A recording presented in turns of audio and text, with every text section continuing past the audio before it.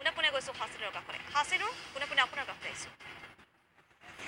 নিশ্চয়কৈ মুন্মি ক'ব লাগিব, মাজত মাত্ৰ কেইটামান ঘণ্টাহে বাকী।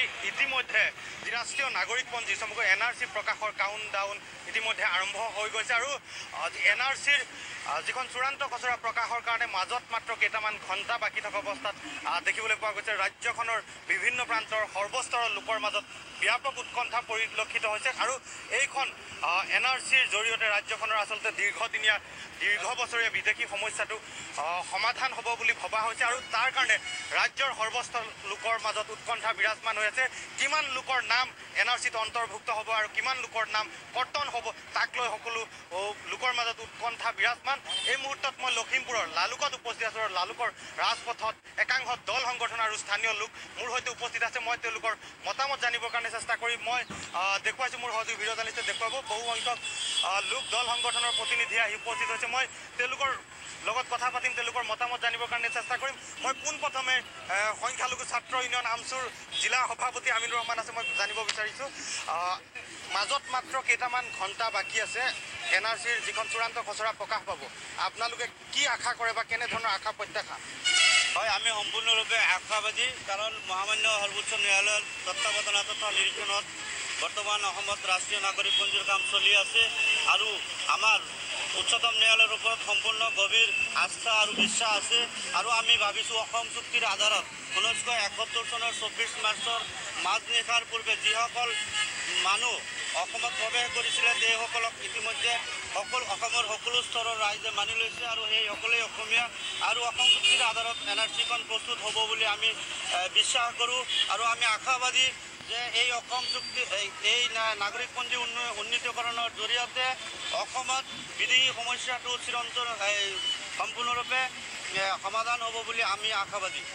নিশ্চয়কৈ মই আৰু দল সংগঠনৰ লোক আছে, মই কৈছোঁ যে এইখন NRCৰ জৰিয়তে দীৰ্ঘ বছৰীয়া NRCৰ সমস্যাটো বিদেশী সমস্যাটো সমাধান হ'ব। এজন সাধাৰণ লোক দেখিছোঁ, পৰহিলৈ NRC প্ৰকাশ হ'ব, আপোনালোকে কি ভাবে যে এইটো নাম কাৰ বাদ পৰিব, কাট খাব, আপোনালোকৰ তেনেকুৱা চিন্তা হৈছে নেকি বা কি ভাবে আপোনালোকে NRC লৈ? আপুনি কি ভাবে?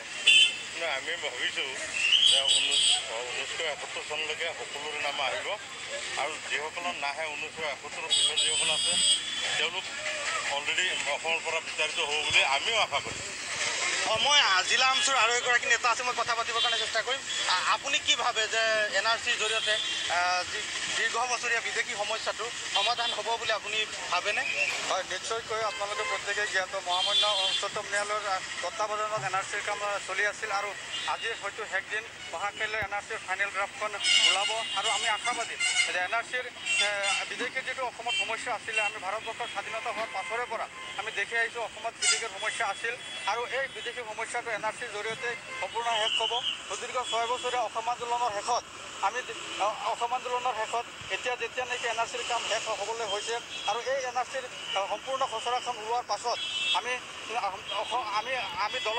দল সংগঠনৰ বা অসমৰ প্ৰত্যেকটো জনগোষ্ঠীয় লোকৰ বা অসমৰ প্ৰতিজন ব্যক্তিৰ সহমতত NRCৰ কাম হৈছে আৰু এই NRC ওলোৱাৰ পাছতে অসমৰ যি বিদেশী সমস্যা আছিল সেই বিদেশী সমস্যাৰ সমাধান হ'ব, আমি আশাবাদী। আৰু এই ক্ষেত্ৰত আমি এটা কথাই অসমৰ আৰক্ষী প্ৰশাসনক বা অসম চৰকাৰক আহ্বান জনাইছোঁ যে কালিলৈ যিহেতু অসমৰ ফাইনেল খচৰাখন ওলাব, অসমৰ আৰক্ষী প্ৰশাসন সষ্টম হ'ব লাগে আৰু প্ৰতিটো পক্ষকে আমি আহ্বান জনাইছোঁ, অসমৰ প্ৰতিটো জনসাধাৰণক বা প্ৰতিটো দল সংগঠনক আমি আহ্বান জনাইছোঁ নিজ নিজ এলেকাত শান্তি সংযম ৰক্ষা কৰক আৰু কাৰণ বিদেশীৰ যিটো সমস্যা আছে NRCৰ এই ফাইনেল খচৰাখন ওলোৱাৰ পাছত সমাধান হ'ব।